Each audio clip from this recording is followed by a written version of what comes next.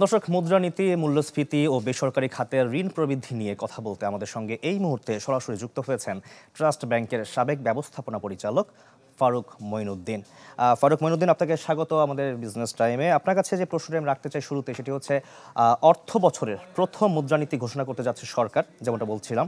মূল্যস্ফীতি নিয়ন্ত্রণ এবারে সবচেয়ে বড় চ্যালেঞ্জ, কিভাবে মোকাবেলা করা হতে পারে বলে আপনি মনে করছেন? একই সঙ্গে আরেকটি প্রশ্ন যুক্ত করতে চাই, পলিসি রেট বা নীতি সুধার, যেমনটা বলছিলাম যে 8.5%, এটাকে অপরিবর্তিত রেখে মূল্যস্ফীতি নিয়ন্ত্রণের যে কথা বলা হচ্ছে, সেটা সম্ভব কিনা, সবকিছু মিলিয়ে আপনার বিশ্লেষণ জানতে চাই। ধন্যবাদ আপনাকে, দর্শকদেরও ধন্যবাদ। সেটি প্রথম কথা হচ্ছে যে আসলে মূল্যস্ফীতি নিয়ন্ত্রণই আসলে যে কোনো সরকারের প্রাথমিক উদ্দেশ্য এবং কর্তব্য হওয়া উচিত বলে মনে করি। যেটি এখন আপনি ইঙ্গিত দিলেন এবং আমাদের মুদ্রানীতিতে সেটি গত মুদ্রানীতিতে আমরা বুঝতে পারছিলাম যে এখন মূল্যস্ফীতি নিয়ন্ত্রণই হচ্ছে সবচেয়ে বড় চ্যালেঞ্জ। এবং তার জন্য যে কাজটি অবশেষে করা হয়েছে অনেকদিন দেরি হলেও, সেটি হচ্ছে যে নীতি সুধার বাড়িয়ে ঋণ প্রবাহ কমানোর চেষ্টা করা। এই ধ্রুপদী ব্যবস্থাটি আসলে কার্যকর তখনই হয় যখন মূল্যস্ফীতি এটা ডিমান্ড পুশ থাকে, মানে চাহিদা বাড়ার কারণে যে মূল্যস্ফীতি হয় সেটিকে এভাবে নিয়ন্ত্রণ করা যায়। আমাদের জন্য এটা একটা চ্যালেঞ্জিং বটে, কারণ কথা হচ্ছে যে আমাদের মূল্যস্ফীতি যেটি ঘটেছে অথবা চলছে সেটি চাহিদা জাত, তার তুলনায় বিশেষ করে কিন্তু আপনার কস্টপুট যেটাকে আমরা বলি ব্যয় বৃদ্ধি জনিত, তার সাথে যুক্ত হয়েছে ডলারের সাথে টাকার যে মূল্যমান, সেই টাকার মূল্যমান কমে যাওয়াতে আমাদের যে ইম্পোর্ট বেসড ইকোনমি, সেখানে কিন্তু মূল্যস্ফীতি কমানোর যে ধ্রুপদী পন্থা সেটি খুব বেশি কার্যকর হবে না। কারণ আমরা দেখছি যে ডলার এবং টাকার বিনিময় মূল্য প্রায় 30-40% বেড়ে যাওয়ার কারণে আমাদের যে আমদানি নির্ভর অর্থনীতিতে সেই মূল্যস্ফীতিটা আরো অনেকাংশে বৃদ্ধি পেয়েছে, এবং সেটির নিয়ন্ত্রণ করা কিন্তু এই শুধুমাত্র নীতি সুদ হার দিয়ে এটা সম্ভব নয়। এখন এই সমস্যাটি কিন্তু দীর্ঘায়িত হবে, কারণ এখনই মূল্যস্ফীতি নিয়ন্ত্রণের জন্য যে পদক্ষেপ, এই আপনার নীতি সুদের বাড়ানো কিংবা সুদের হার বাড়িয়ে দেওয়া, সেটি খুব দ্রুত এটা যে কাজ দিবে সেটা এই মুহূর্তে মনে হচ্ছে না। তবে আমরা আশা করছি যে এটা দীর্ঘ মেয়াদে এটি একটা ফল দিতে পারে। কারণ কথা হচ্ছে আমরা অনেকদিন ধরে যে কাজটি করা উচিত ছিল সেটি আমরা যখন করিনি, একটু দেরি করেই করেছি, তখন এটির ফল দিতেও দেরি হবে।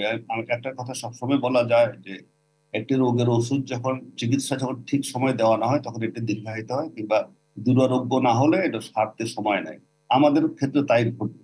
সুতরাং এটি হচ্ছে সবচেয়ে বড় বিষয়। আর দ্বিতীয় বিষয়টি যেটি হচ্ছে আপনার আপনার ঋণ প্রবাহ কমে গেলে যেটা হবে সেটা হচ্ছে দেশের জিডিপির উপরে এটা অবশ্যই এটা প্রভাব পড়বে। কারণ কথা হচ্ছে বিনিয়োগ না হলে উৎপাদন হবে না, এবং না হলে সেটি দাঁড়াবে কি আপনার এক ধরনের কি বলবো এটাকে, একটা স্থবির অবস্থা দাঁড়াবে অর্থনীতিতে গিয়ে। সুতরাং এই দুটি বিষয় কিন্তু আসলে সবচেয়ে বড় চ্যালেঞ্জের এই মুহূর্তে আছে, এবং আমাদের সেন্ট্রাল ব্যাংক চেষ্টা করে তাদেরকে কিন্তু একটা সমন্বয় রক্ষা করতে হচ্ছে। মূল দেখেন আপনি, সুদের হার বাড়িয়ে দেওয়ার কারণে কিন্তু সরকার ব্যবসায়ী মহলের কাছে সমালোচিত হচ্ছে, কিন্তু জি জনাব তার ফারুক মঈনুদ্দিন, একটি প্রশ্ন যুক্ত করতে চাই আপনাকে।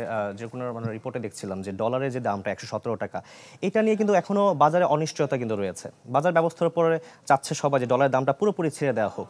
এই ছেড়ে দেওয়ার পদক্ষেপটা আসলে জরুরি কিনা আপনি বলবেন, আর যদি তা হয় তাহলে এই প্রক্রিয়াটি কেমন হতে পারে?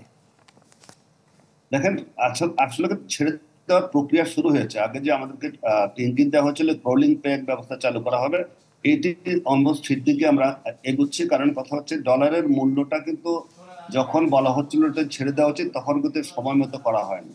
এক ধরনের আরবিট্রারি ওয়েতে ডলারের মূল্যমান টাকার সাথে বিনিময় মূল্য নিয়ন্ত্রণ করা হচ্ছিল, সেটি কাঙ্ক্ষিত ছিল না। অবশেষে বাজারের সাথে সামঞ্জস্য রাখার চেষ্টা করা হচ্ছে।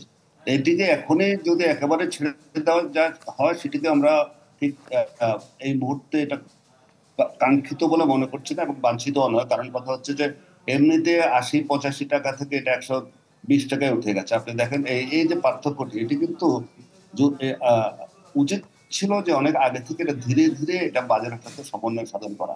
কিন্তু একসাথে এটা ছেড়ে দেওয়ার কারণে যেটা হঠাৎ করে একটা ধাক্কা লেগেছে, সেই ধাক্কা সামাল দিতে হচ্ছে এখন।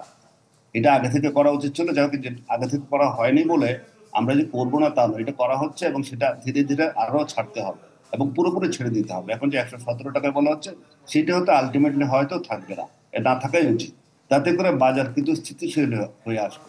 এখন কথা আপনাকে হচ্ছে, আরেকটি শেষ প্রশ্ন করতে চাই, যেহেতু আমাদের সময়টা একদম সীমিত। বেসরকারি খাতের ঋণ প্রবৃদ্ধির লক্ষ্য অর্জন থেকে কিন্তু পিছিয়ে এবারও যদি সংকোচনমূলক মুদ্রানীতি ঘোষণা যে আভাস পাওয়া যাচ্ছে, তা লক্ষ্য অর্জন করতে সহায়তা করবে কিনা? না, সেটা তো আমি একটু আগে যেটা বললাম যে সংকোচনমূলক মুদ্রানীতির কারণে কিন্তু আমরা বিনিয়োগ কমে যাবে, বেসরকারি খাতে ঋণ প্রবাহ কমে যাবে। এটা কিন্তু অর্থনীতিতে খুব বেশি কোনোভাবেই সুফল বয়ে আনতে পারে না, কারণ কথা হচ্ছে ঋণ প্রবাহ কমে গেলে বিনিয়োগ কমে যাবে এবং সেটা জিডিপির উপরে প্রভাব পড়বে, অনেক কিছুর উপরে প্রভাব পড়বে। সুতরাং কিন্তু এই যে ব্যালেন্সের কথা বললাম, কেন্দ্রীয় ব্যাংকে কিন্তু একটা ব্যালেন্স মেনটেন করে চলতে হয়, মানে খুব মানে কি বলবেন, খুব কঠিন একটা কাজ এটা, ব্যালেন্স মেনটেন করে চলে। একদিকে ঋণ প্রবাহ কমে যাচ্ছে, অন্যদিকে আমার যদি আমি ঋণ প্রবাহ নিয়ন্ত্রণ না করি তাহলে মূল্যস্ফীতি কমানোর যে উদ্যোগ সেটি কিন্তু সফল হবে না। এই দুটো ব্যালেন্সের মধ্যে কিন্তু একটা সমন্বয় সাধন করে এগোতে হবে, এছাড়া দ্বিতীয় কোনো পন্থা আসলে নেই। ঋণ প্রবাহ কমবে, বিনিয়োগ কমবে, কিন্তু আমাকে এট দ্য সেম টাইম আমাকে মনে রাখতে হবে সবচেয়ে বড় যেটা দায়িত্ব এবং কর্তব্য সেটা হচ্ছে মূল্যস্ফীতি কমানো, যাতে সাধারণ মানুষ ক্ষতিগ্রস্ত না হয়। যে অনেক ধন্যবাদ ফারুক মহিউদ্দিন স্যার, আপনাকে আমাদেরকে আপনার মূল্যবান সময় দেওয়ার জন্য। নগদের কাছে সব গ্রাহকই প্রিয়, তাই তো সারা দেশে ক্যাশ আউট চার্জ সবচেয়ে কম।